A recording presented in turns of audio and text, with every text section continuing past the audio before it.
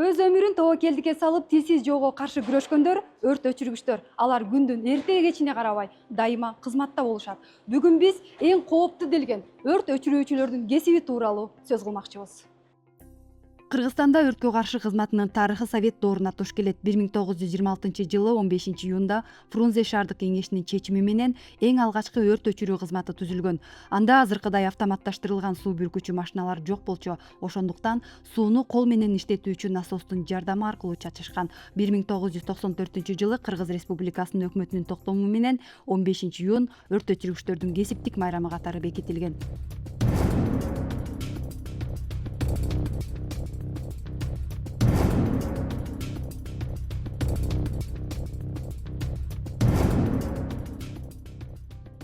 Учурда республиканын аймагында 92 өрткө каршы күрөшүү бөлүгү жана 300 өрт өчүрүүчү унаа бар. Ошондой эле ал тармакта 3000ге жакын кызматкер эмгектенет. Куткаруу кызматы үчүн акыркы 5 жылдын ичинде өзгөчө кырдаал министрлигинде аябай жаңылуу техникалар жаңырды. Бизде ошо бүгүнкү күндө ошо акыркы 3 жылдын ичинде жаңы өрт куткаруу бөлүктөр салынып, баягы эскилиги жеткен бөлүктөрдүн ордуна жаңы бөлүктөр салынып, Кудайым буйрса, ушу өз курамга жакшы шарттар түзүлүп жатат.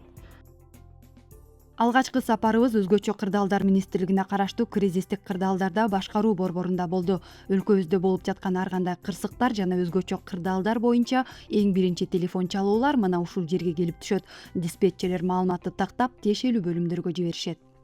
Бул жерде 112 кызматы, бул бирдиктүү мамлекеттик нөмөр диспетчерлик кызматы болуп эсептелет. Бул жерде деген биздин диспетчерлер сутка бою заспойт этет.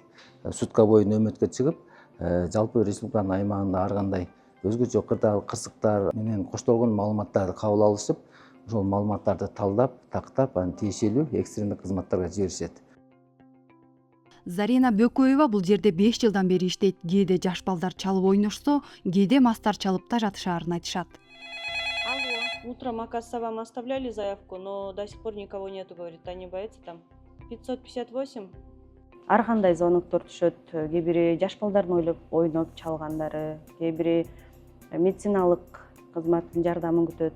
Ар кандай кээ бирине кырсыктар тууралуу да маалыматтар түшөт. Кээ бирлер адрестин билбей да жөнөткөндөр бар. Ал убакта биздин өзүбүздүн атайын жумушчу телефонубузда WhatsApp номер бар. Ошол боюнча турган местоположениясы боюнча тактап жардам көрсөткөнгө аракет кылабыз. Кийинки сапарыбыз Бишкектин өрткө каршы күрөшүү кызматынын номер 9 аскерлештирилген бөлүгүндө болду. Бул жака тапшырма келгенден кийин кызматкерлер аз убакыттын ичинде кийинип, даярданып жолго чыгуулары керек. Ошондуктан ар бир кызматкердин кийимдери даярдалып турат.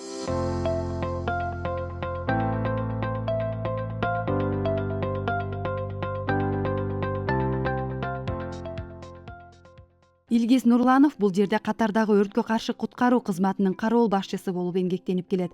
Биз үчүн ар бир секунд маанилүү деп эсептейт. Кызматы боюнча төмөндөгүлөргө токтолду. Бунун эрежеси убакыт менен эсептелинет.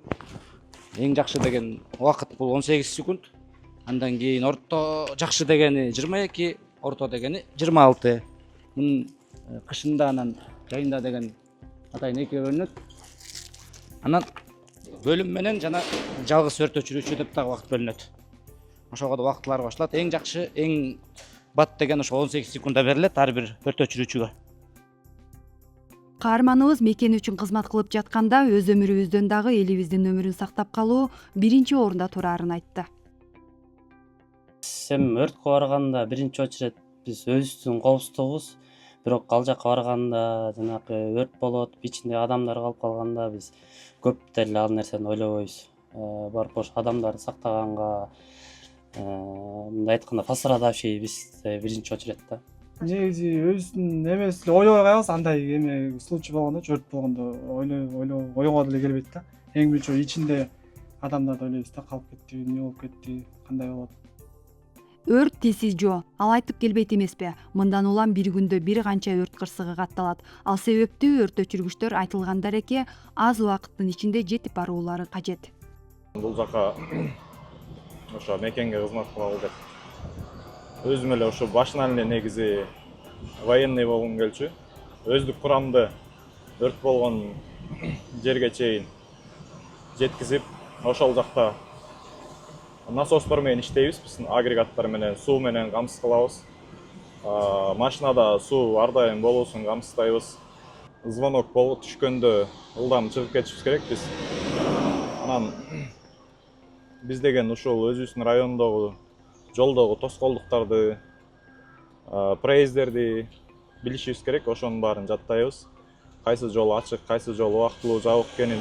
Бизде болбойт мындай шашпай баруу деген. Бизге ар бир секунд маанилүү. Секунд. Ошо канча бир кенедей секундтар эле адам өмүрүн чечип коет. Эл арасында өрт өчүргүчтөр күйүп бүткөндөн кийин келишет деген да сөздөр бар. А бирок ал нерсеге жолдогу тыгындар себеп болоорун айтышат. Өрткө бараткан учурда, биздеки вызов түшкөн учурда, мисалы үчүн камера 60 болсо, биз ал жерден 60 менен айдабайбыз да. 80 менен айдай беребиз. 80-90 машина канчалыкка чейин жүрө алса, ошончо менен айдай беребиз. Жолдо көп автоунаалардын көптүгүнө байланыштуу, жол тыгындарга байланыштуу көп эле болуп калат. Кээ бир айдоочулар ошо кандай кылып жол бошотушту дагы билбейт, мындай элементарный эле. Анан биздин машинабыз чоң болгондуктан анча-мынча жерден ошо жакшы жол берип турса жакшы да. Жол тыгындары кээ бир жерден жол бошотуп бергенге да мүмкүндүк болбой калат кээ бир учурда водительдергечи. Өрт өчүрүү кызматы азыркы учурда 100% заманбап жаңы техника менен камсыздалган. Ушул техника 18 кабат бийиктиктеги имараттардагы өрттү өчүрүүгө мүмкүнчүлүгү бар.